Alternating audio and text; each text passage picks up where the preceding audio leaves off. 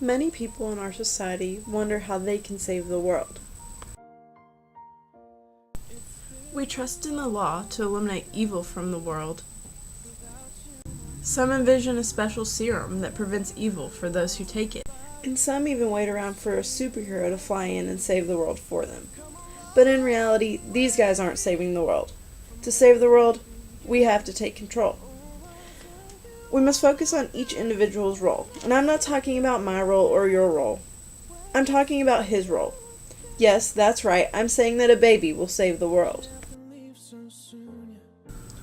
The harsh truth is that in the United States, an average of 5 children die every day as a result of child abuse and neglect. In 2012, parents, acting alone or with another parent, were responsible for 80% of child abuse or neglect fatalities. By nurturing and providing for our children, we save our youth. And by saving our youth, we save the world. I mean, isn't it true that our children determine the future of our world? But we as parents, caregivers, and concerned citizens can play our part today by shaping children to make good moral decisions as adults. But how exactly can we stop this phenomenon that so often occurs behind the closed doors of a child's home? The answer is educate, educate, educate. In order to solve the child abuse issue, society should develop an education system for new parents. The majority of child abuse cases stem from a lack of understanding on how to parent, so educating new parents will greatly diminish the number of children affected by child abuse. Let's look at an example.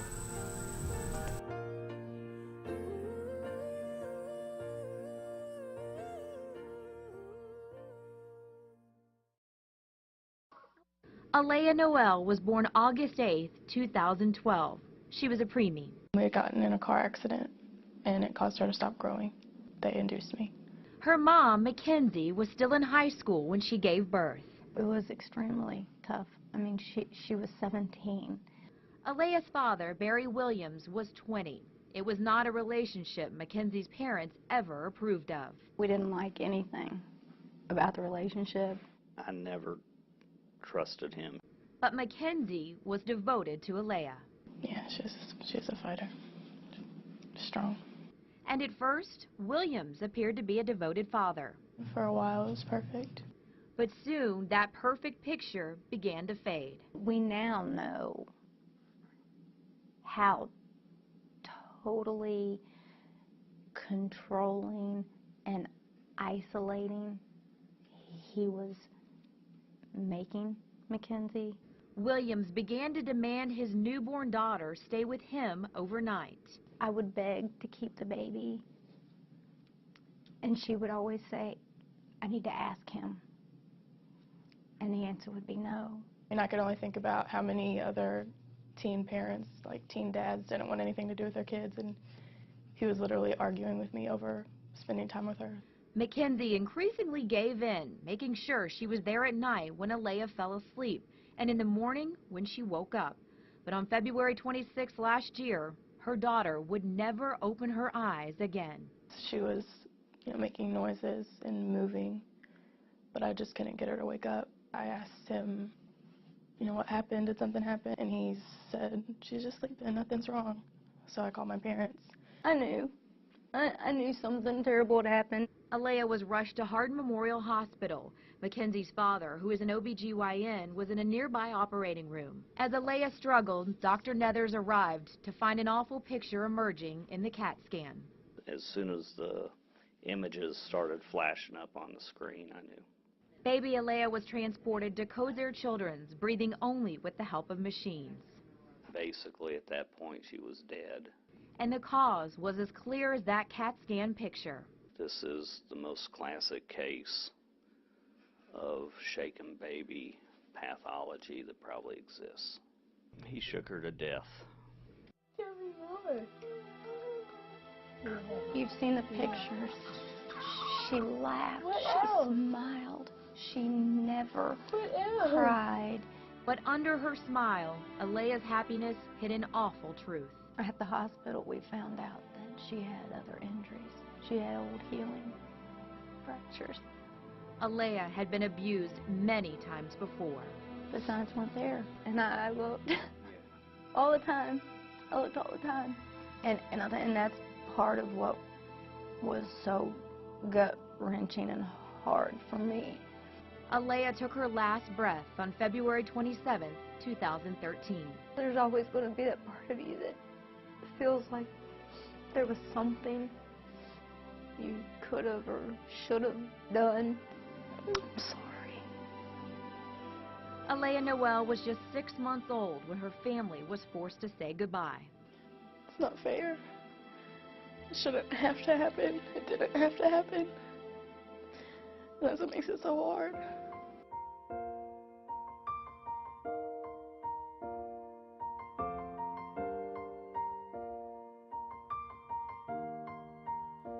It's been a long day. The Nethers have the right idea. In order to advocate for child abuse awareness, we must go to the start, the child's birth.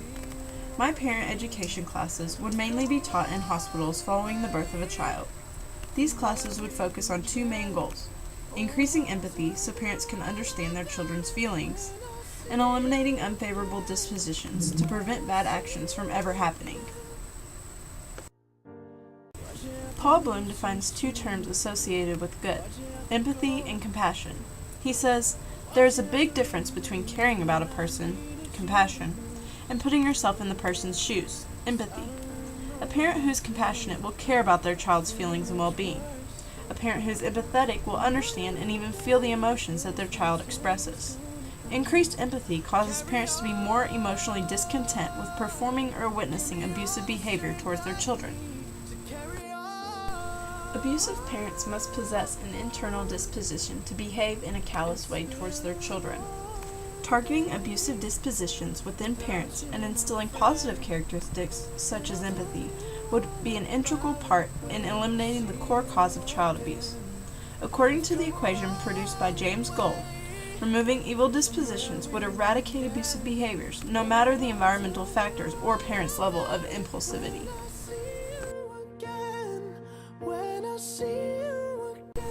These ideas sound good on paper, but let's talk logistics. You know, cost, location, cooperation, all that fun stuff.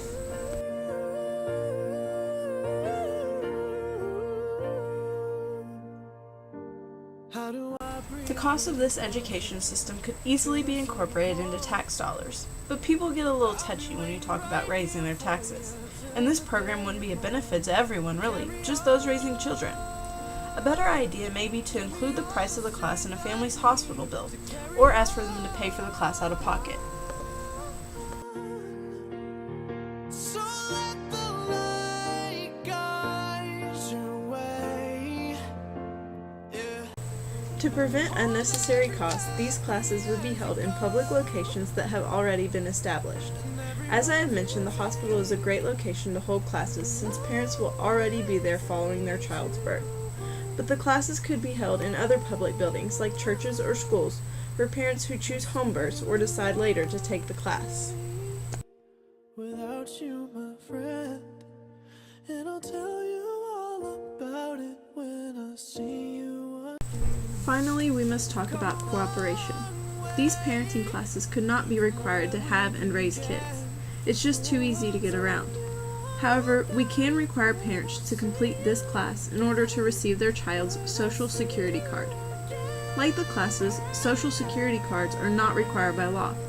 However, without a Social Security card, a person is ineligible for things like government programs, insurance, bank accounts, and most employment. For most people, the benefits of their child's Social Security card would outweigh the cost of a $40 to $50 fee for a 2 to 3 hour class.